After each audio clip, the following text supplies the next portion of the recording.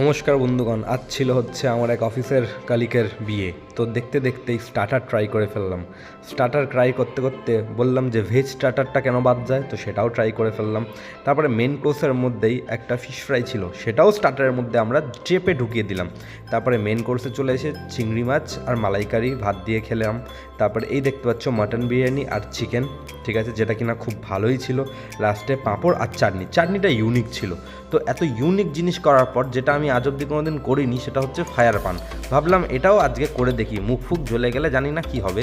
তো খুব মনে সাহস নিয়ে আমি ট্রাই করে ফেললাম ফায়ার পান। কাকা আগুন লাগিয়ে মুখটা বললো বেশি বড় হাঁ করো, তো করে দিলাম, ব্যাস ঢুকিয়ে দিল। তারপরে মুখটা একদম জ্বলে পুড়ে খাক হলো না।